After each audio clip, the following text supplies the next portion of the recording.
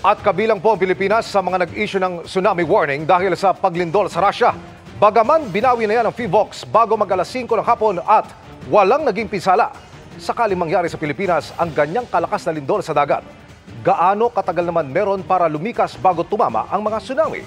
Nakatutok si Chino Gaston. Kahit naramdaman sa kalupaan ng Russia, nasa dagat talaga ang mismong epicenter ng magnitude 8.8 na lindol na tumama sa Kamchatka Peninsula roon. Kaya lumikha ng tsunami ang matinding paggalaw sa ilalim ng dagat. Mabilis na binalaan ang mga bansa sa dagat Pasipiko, kabilang ang China, Hawaii, Solomon Islands, Ecuador at Chile. Pati Pilipinas, kahit pa 5,000 kilometro ang layo mula sa Kamchatka, Russia. Hanggang halos 1 metrong alon ng tsunami ang posibleng humampas sa mga baybaying nakaharap sa Pacific Ocean mula Luzon hanggang Mindanao. Doon sa Russia, hindi ko alam, but I'm sure mataas ang tsunami doon.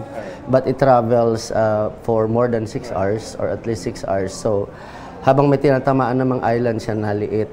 Kaya inalerto ang mga tauhan ng Philippine Coast Guard. We also inform yung ating mga mangingisda, yung ating mga nagdadayag na kung pwedeng wag po munang pumalaot dahil sa posibleng magiging epekto ng tsunami. Definitely, hanggang nakataas po yan, our DRGs are on standby and kept on coordination with the LGUs, DRRMs, and ating mga coastal barangays. Agad pinalikas ang mga nasa baybayin sa silangang bahagi ng bansa tulad sa Cagayan.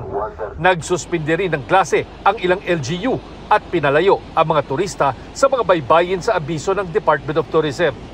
Dahil walang naitalang sea level disturbances, mag-aalas 5 ng hapon kanina nang ilift ng PHIVOLCS ang tsunami warning.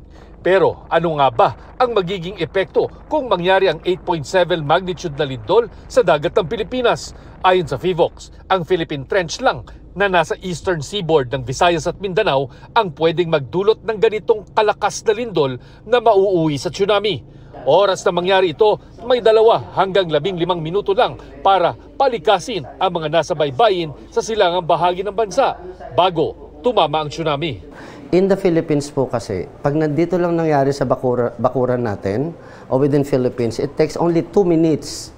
Maswerte na po yung mga bayan na may 15 minutes. As early as mga 10 years ago pa, we encourage all the communities, the LGUs, to really develop their tsunami evacuation plans. Para sa GMA Integrated News, Chino Gaston, Nakatutok, 24 oras.